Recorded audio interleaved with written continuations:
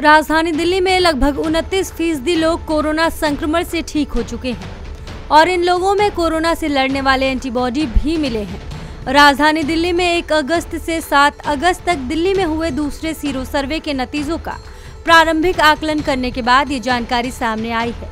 दिल्ली में हुए पहले सीरो सर्वे में सिर्फ 23% लोगों में कोरोना वायरस से लड़ने वाले एंटीबॉडी मिले थे।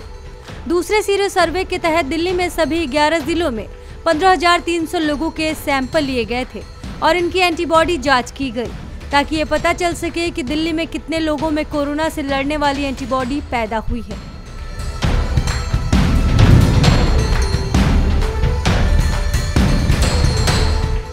कोरोना से अमेरिका बुरी तरह प्रभावित है। ब्राजील के बाद भारत प्रभावित देशों में तीसरे नंबर पर है।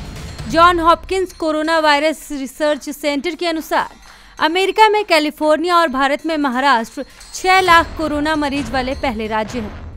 जॉन हॉपकिंस के आंकड़ों की माने तो कैलिफोर्निया में बुधवार तक 6,40,499 मरीज मिले हैं, जबकि महाराष्ट्र में ये आंकड़ा 6,15,477 हो गया।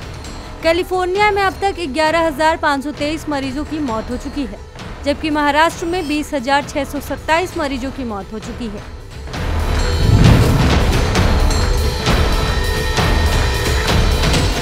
भारत में कोरोना के केस तेजी से बढ़ रहे हैं। इसी बीच मई के बाद पहली बार देश में कोरोना का पॉजिटिविटी रेट नीचे गिरता नजर आ रहा है, यानी अब बराबर टेस्टिंग पर भी संक्रमितों की संख्या कम आ रही है। बता दें कि 9 अगस्त तक देश में पॉजिटिविटी रेट 9% के आसपास था, लेकिन इसके बाद से यह दर लगातार घट रही है। मंगलवार तक 8.72% ही रह गई।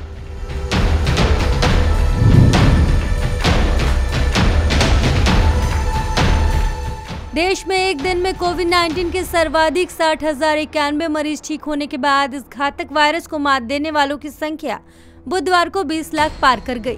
इसके साथ ही मरीजों की ठीक होने की दर 73% हो गई और मृत्यु दर गिरकर 1.91% हो गई। केंद्रीय स्वास्थ्य मंत्रालय द्वारा सुबह 8 बजे जारी किए गए आंकड़ों के मुताबिक देश में अभी तक 20,37,870 लोग संक्रमण मुक्त हो चुके हैं और 6,76,514 लोगों का कोरोना वायरस का इलाज चल रहा है, जो कुल मामलों का 24% है। उसने कहा कि मरीजों की ठीक होने की दर बेहतर होने और मृत्यु दर में गिरावट दर्शाती है। भारत की रणनीति ने काम किया।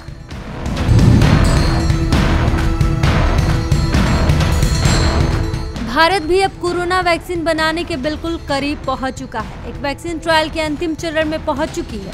इसमें सफलता मिलने के बाद ही वैक्सीन आम लोगों तक पहुंच पाएगा। इंडियन मेडिकल एसोसिएशन के पूर्व सचिव डॉक्टर नरेंद्र सैनी की माने तो वैक्सीन कब तक मिलेगी अभी कुछ नहीं कह सकते।